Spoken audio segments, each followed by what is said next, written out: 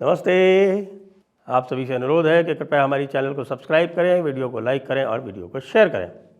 साथ ही हमारे merchandise store आपना को भी विजिट करें। संभल का मामला तो भाई गहराता चला जा रहा है।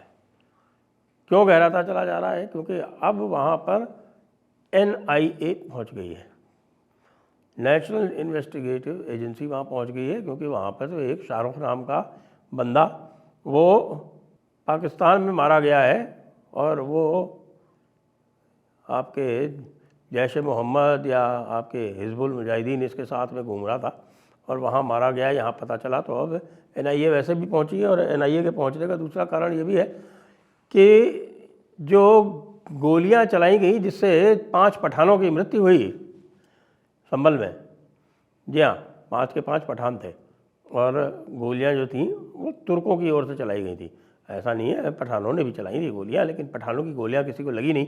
बताया जाता है कि पठानों की गोलियाँ कट्टे से चली थी और जो तुर्कों की गोलियाँ थी वो 12 बोर से और 9mm पिस्टल से चली थी, जो कि पाकिस्तान का ऑर्डिनेंस यूज़ कर रही थी। जी हाँ, पाकिस्तान में बने हुए कारतूस यूज़ कर रही थी। तो इसका मतलब ये है कि ये जो तुर्क यानी ज़ियाउर रहमान बल्ख वाली जो पार्टी है वो कहीं ना कहीं पाकिस्तान से जुड़ी हुई है। तो इसके लिए भी अब NIA यहाँ पर आ गई है। अब NIA के स्कोप में ये लेटेस्ट कारतूस वाला अभी तक आया है नहीं आया है, क्योंकि मुझे नहीं लगता कि अभी तक नोटिफाई हुआ है, लेकिन दूसरे मसले में आई है, इस मसले में भी आ जाएगी, क्योंकि अभी अंतर्राष्ट्रीय डायमेंशन का मसला हो गया। अब जो 2-4 बातें हैं संभल की, क्योंकि संभल के बारे में बड़ी सारी बातें कर रही हैं। आज राहुल गांधी जो थे वो उछल के चल पड़े कि हम संभल जाएंगे, वो बड़े विक्टिम हैं। लेकिन मैं राहुल गांधी को बता देना चाहता हूं कि पहले संभल का इतिहास जान लो। तो संभल का इतिहास हमने पूरी रिसर्च करके निकाला है और रिसर्च करके निकालने के बाद में ये पता चला है कि जिस जामा मस्जिद की बात चल रही है 1976 तक वहाँ पर कीर्तन होता था। वहाँ जो तथाकथित मस्जिद है उसके बीच में हवन कुंड बना हुआ था। उस हवन कुंड में आज वज़ू खाना बना दिया गया है। ये उसी तरह का वज़ू खाना है जैसे काशी मंदिर में, हमारे ज्ञानवापी मंदिर में जो शिवलिंग था उसके ऊपर वज़ू खाना बनाया गया, उसी तरह से यहाँ पर हवन कुंड था। हवन कुंड पे कीर्तन होता था। कीर्तन करने वाले जो हैं वो आई विटनेस के रूप में उपस्थित हैं और हमारी टीम ने उनसे बातचीत भी की है। 1976 के बाद क्या हुआ? 1976 में एक दंगा हुआ। मैं उन दंगों के बारे में आपको बताना चाहता हूँ। मेरे पास पूरी रिसर्च है और इसको हम शीघ्र अपलोड कर देंगे पूरी तरह से जयपुर डायलॉग्स फोरम के जयपुर डायलॉग्स फोरम पर जो पोर्टल है हमारा उसके ऊपर।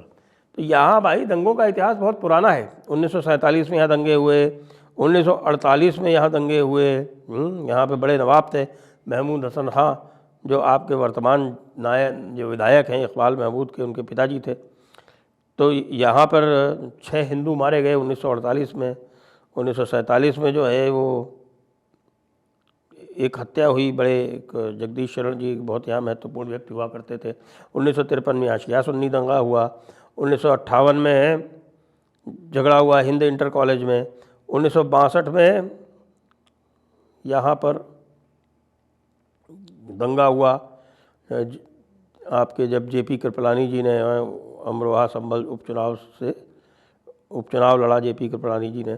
फिर जो बड़ी घटना होती है वो 29 फरवरी 1976 को होती है और ये 29 फरवरी 1976 को जो ये घटना हुई उसमें आप ये देखें कि टोटल 7 दिन का कर्फ्यू रहा यहाँ पर और 20-22 दंगों में यहाँ पर 20-22 लोग जो इसमें दंगों में सम्मिलित हुए थे। यहाँ जयचंद रस्तोगी की हत्या हुई। यहाँ पे एक बड़ा पैटर्न रहा है, क्योंकि यहाँ जो एक रस्तोगी कम्युनिटी है वैश्यों की, वो लोगों को उधार इत्यादि देती है। तो जिसके ऊपर ज़्यादा उधार चढ़ जाता है वो दंगा करके जिससे उधार लिया होता है उसको गोली मार देता है। कई घटनाएं इस तरह की हो गई। तो इसी तरह से ये जो फरवरी की आपकी घटना बता रहा हूँ 1976 में, तो इसमें जब जयचंद रस्तोगी की हत्या हुई और उसमें 20-22 निर्दोष हिंदुओं की गिरफ्तारी हुई। यहाँ पर एक ये पे भी पैटर्न रहा है लगातार कि कोई भी दंगा होता है तो उसमें दंगा भले ही मुसलमानों ने किया होता है और उनको पकड़ भी लिया जाता है, तो उनको बैलेंस करने के लिए उतने ही हिंदुओं को पकड़ लिया जाता था। अब 1976 में जो मेन बात हुई यहाँ पर कि जो आपके कीर्तन चल रहा था वो 1976 के दंगे के कारण बंद हो गया, लेकिन फिर 29 मार्च 1978 को एक बहुत बड़ा दंगा हुआ है, आज तक का सबसे बड़ा दंगा हुआ है संभल का।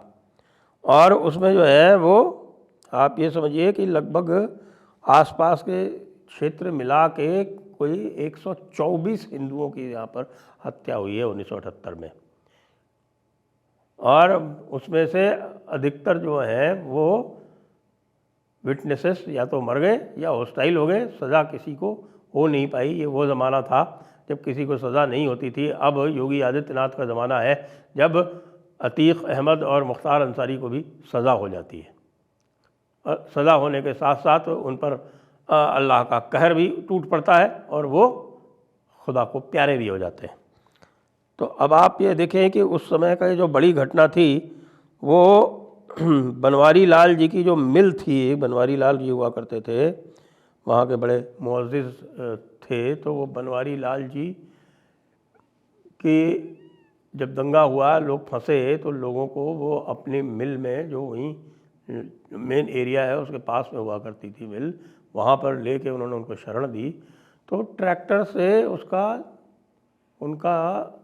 मिल के कंपाउंड का गेट तोड़ के अंदर घुस के लोगों को मार के वहाँ पर आग लगाई गई। बनवारी लाल जी को पहले उनके पैर काटे गए कि इन पैरों से चल के तू जो है हमसे उधार वापस मांगने आता था, और हाथ काटे गए कि भाई ये इन हाथों से तू जो है वो हमको उधार देता था। देखिए, उधार देना जो है वो उनकी मौत का कारण बन गया।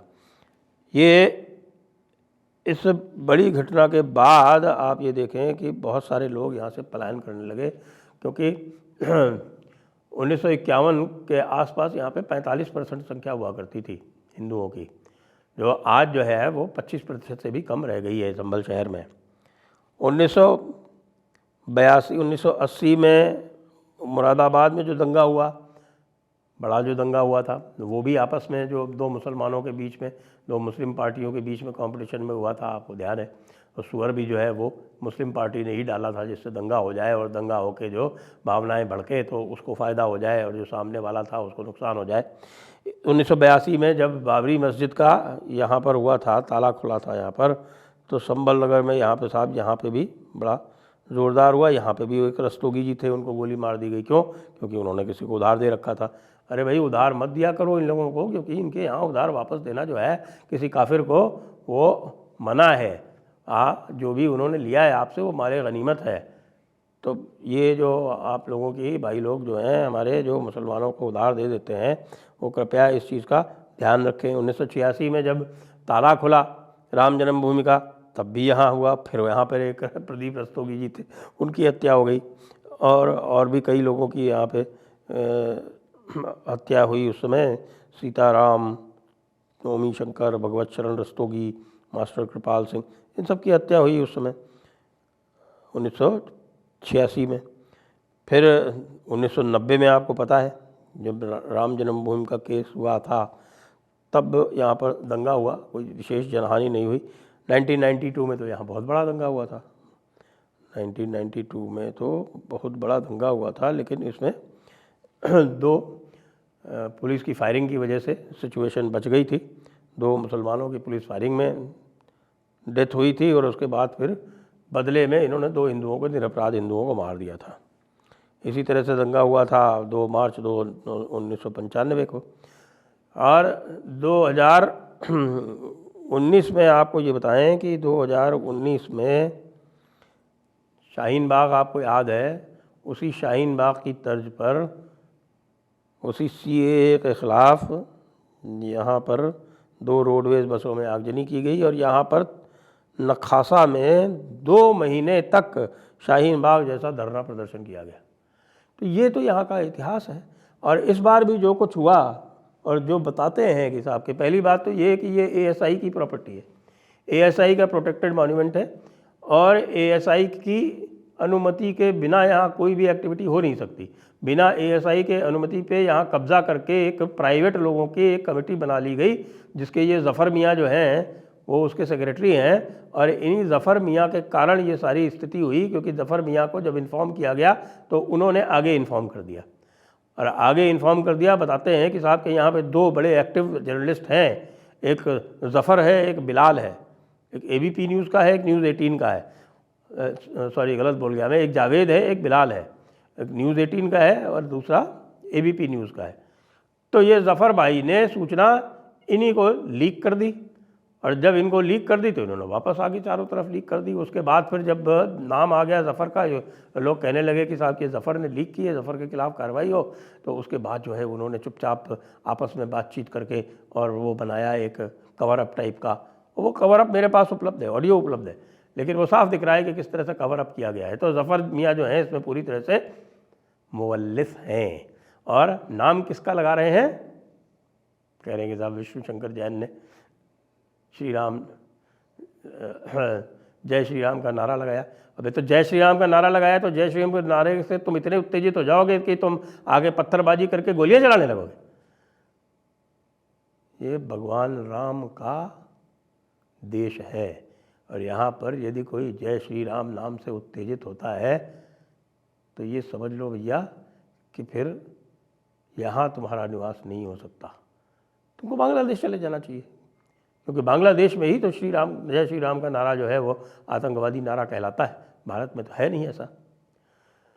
तो ये सारा जो है ये ज़फ़र मियाँ ने बैठ के षड्यंत्र करके, और ज़फ़र आपके ये बर्क़ जो थे ये पहले ही आके और शुक्रवार को भाषण दे के गए थे मस्जिद में, और उसके बाद फिर ये सारी स्थिति बिगड़ी।